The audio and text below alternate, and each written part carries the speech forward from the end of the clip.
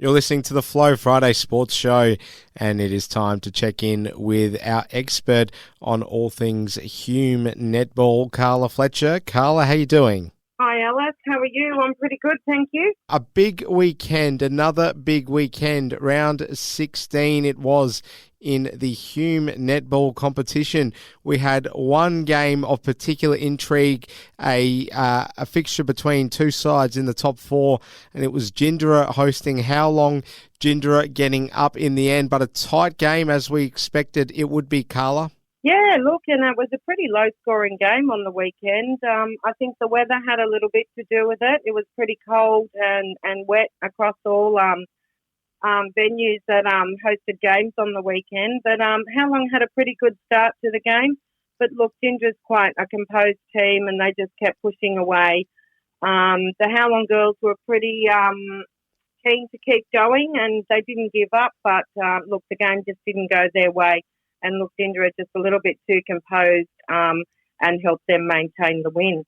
How Long's best players were Abby Liskey in goal defence and Kirby McDonald in centre, while Gindera's best players were Ellen Cook and Sam Creasy.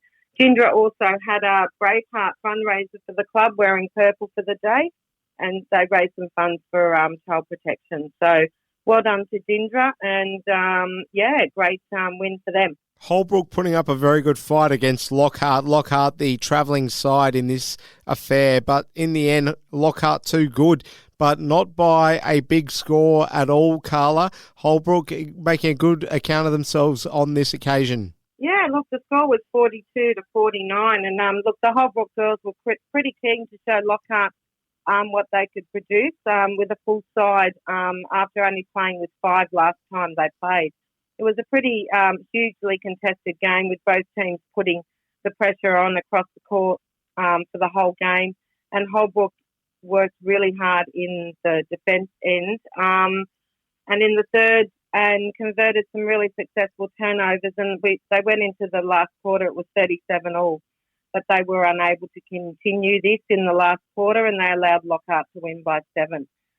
Jackie Coughlin, Maddie Black in goal shooter, and Taylor Byrne were best players for Holbrook, with Lockhart's award winners, their goal shooter Olivia Lang and defender Tegan Hannon, who combined well with Carly Pierce. So well done for Lockhart, but a great effort from Holbrook. Osborne, another highly placed side that had to get the job done on the weekend, and they did so in pretty convincing style, Carla. 64-26 to Giants, the opposition on this occasion, and we expected Osborne would do the job, and they did so pretty comfortably.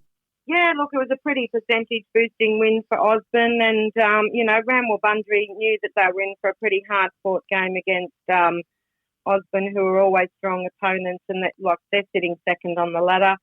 Osborne were led by their coach on the weekend, Sally Hunter, who dominated with her defensive pressure. Ramwell-Bundry's Lucy Tretown and Brianna Higgins really worked hard in defence against Osborne's strong shooting combination in Lucy Bennett and Karen Hugo. A big thank you to one of the young Ramwell-Bundry Waller B graders, Katie Kelleher, who stepped up in the second half in the centre. When one of their players came off with an injury. And best on court for Osborne was their coach, Sally Hunter, with Georgia O'Connell taking home the Coach's Award with a solid game in the centre. Culcairn were always going to be way too strong for Henty, and they indeed were winning on this occasion 65-24. But mind you, Carla, the Henty girls, they are winless at the foot of the table, and this could have been far more of a decimation, but it wasn't in the end. No, look, in the Henty team, they had some great passages of play and some awesome defence by Brandy Muller, and it was great to see Rachel Turlick back up on the court after an injury a couple of weeks ago. And look, they just had to work really hard against the consistent Culcairn shooting lineup.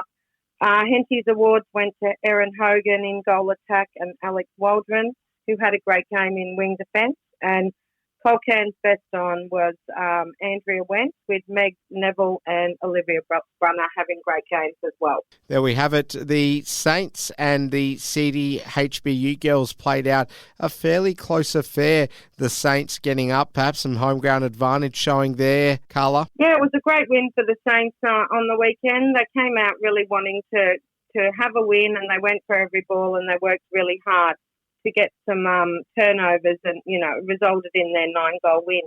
Best on for the Saints was Bex Livermore and Min Dunstan, while Maddie Stanton and Laura Duncan had great games for CDHBU. There we have it. And the last game we'll talk about from the weekend's action saw the Murray Magpies travelling to play the Billabong Crows girls, but the Crows too strong, Carla. What did you make of it? Given that, Billabong obviously well placed on the table. It was always going to be a hard one for the Magpies. Yeah, but look, they, it was only 9 goals in the end, and the Magpies are really working hard to try and get in that top 6.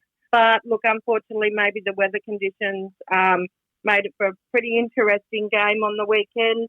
It was pretty even up until half time, but the Crows girls just stuck to their game plan. Found some rhythm in the second half. Shooters Bethany and Brooklyn Maloney took out the Crows' Best On awards with their high bowling accuracy and movement in the ring. And the best players for the Magpies were Lisa Holly in goal shooter and Gabrielle Robertson in wing attack. And it was exciting for the Crows girls. They welcomed back Harriet Simpson with her first game back after having her baby, and she's fitted perfectly into the defensive ring for the Crows. So she'll be someone to watch out in the finals.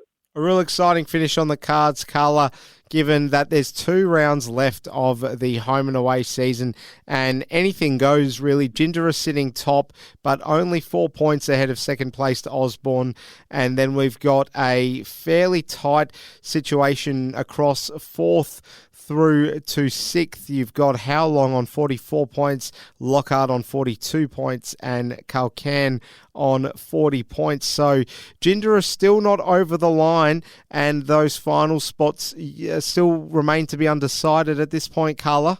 Yeah, especially the last 4, 5 and 6 positions. They've got some really interesting games coming up.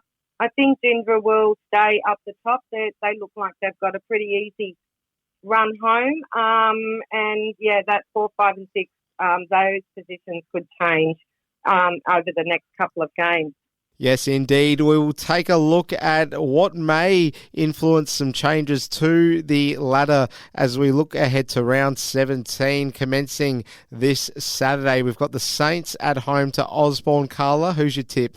Look, I think Osborne will continue on their winning run, and look, they'll want to keep that second position, so they should take the points on Saturday with quite a convincing win over the BB Saints girls.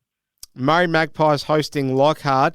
Now, particularly given that Lockhart will travel, I don't think this one's a foregone conclusion, Carla. Well, look, the Magpies girls will still fight hard to the end. It's always a pretty competitive game when those 2 teams meet.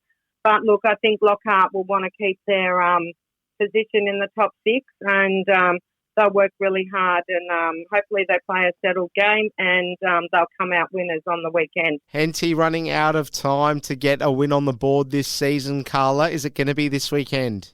Yeah, look, it could be a very interesting game if the girls can put it together. Ramble-Bundry are looking to get back on the winners list. This game's going to be live streamed by All In Sport, so it'll be really interesting to watch. But going on, past rounds, I think Ramble-Bundry might just take the game out.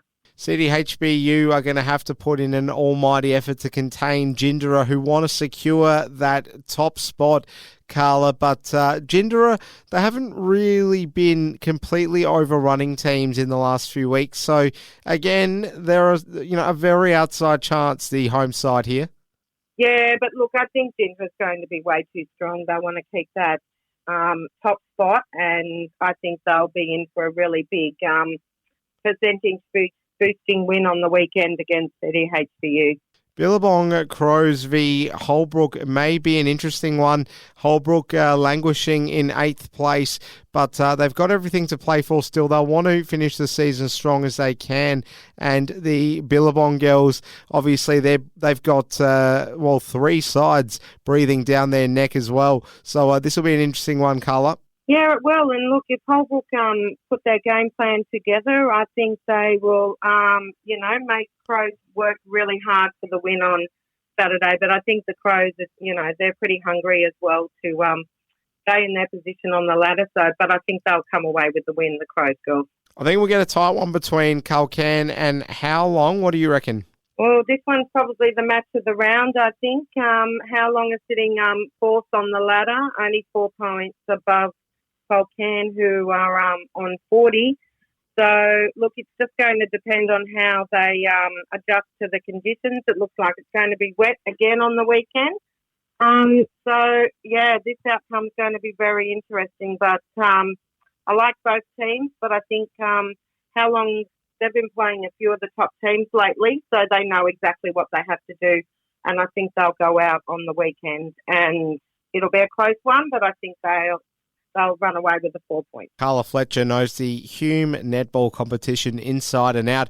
Carla, pleasure doing business with you again. We'll speak to you next week and enjoy the netball over the weekend. Thanks, Alice.